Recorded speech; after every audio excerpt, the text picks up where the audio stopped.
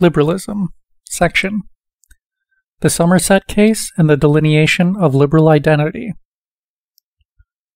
Blackstone's position is close to Montesquieu's. We are in the mid-18th century. Quote, "The law of England abhors, and cannot endure the existence of, slavery within this nation. Not even its humblest, most base members, not even idle vagabonds, could be subjected to slavery." End quote. The spirit of liberty, argued the great jurist, quote, "is so deeply implanted in our Constitution, and rooted even in our very soil, that it could not in any instance permit the presence or spectacle of a relationship that was the concentrated expression of absolute power." Quote, "Strict slavery existed in old Rome, and continued to flourish in modern Barbary, but was now incompatible with the spirit of the English nation." On the other hand, among the rights enjoyed by freemen was free, undisturbed enjoyment of property, including property in slaves, on condition that the latter remained banished to the colonial world. The relationship between master and slave, and this applied to all sorts of servants, including slaves, was one of the, quote, "great relations in private life." Political authority had no right to intervene in it.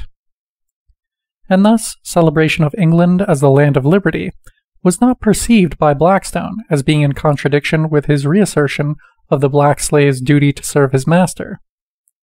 That was a duty which, on the basis of the general principles of the laws of England, did not come to an end, even were the heathen Negro to be converted to Christianity. Not even in that case could the slave stake a claim to liberty.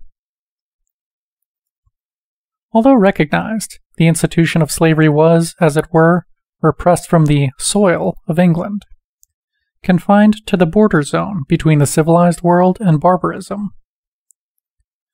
But what happened when a white master brought one of his slaves with him from the colonies as movable property? This was the problem raised by an impassioned debate in England in 1772.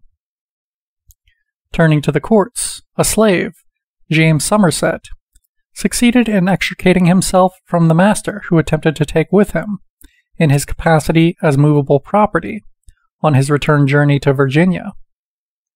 The Chief Justice's judgment did not challenge the institution of slavery. It limited itself to asserting that colonial laws only applied in the colonies, and hence that slavery had no legal basis in England.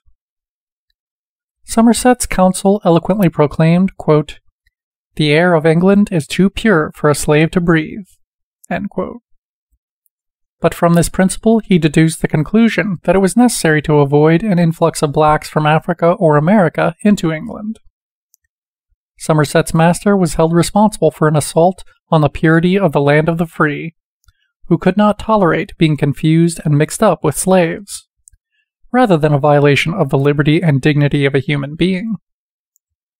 Not by chance, the 1772 judgment provided the premises for the subsequent deportation to Sierra Leone of blacks who, as loyal subjects of the Crown, sought refuge in England after the victory of the rebel American colonists. The contours of liberal freedom are beginning to become clear. Authors like Berg and Fletcher could still be regarded as champions of the cause of liberty by Jefferson, who lived in a situation where black slavery and widespread ownership of land taken from the Indians made the project of enslaving white vagrants purely academic. In Europe, things were different, as emerges from the interventions of Montesquieu and Blackstone. Those who did not subscribe to the principle of the inadmissibility and, quote, "uselessness of slavery among ourselves," began to be regarded as foreign to the emerging liberal party. Starting with Montesquieu and then, more clearly, Blackstone and the judgment in the Somersett case, what characterized the emergent liberal party were two essential points. 1. Condemnation of despotic political power and the demand for self-government by civil society in the name of liberty and the rule of law. 2.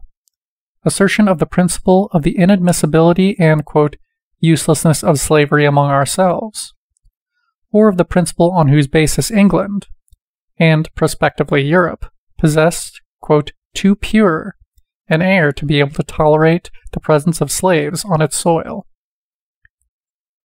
The second point is no less essential than the first. The legitimation of, quote, slavery among ourselves would involve the dispersion of the pathos of liberty that played a key role in the liberal demand for self-government by civil society, or the self-government of the community of the free.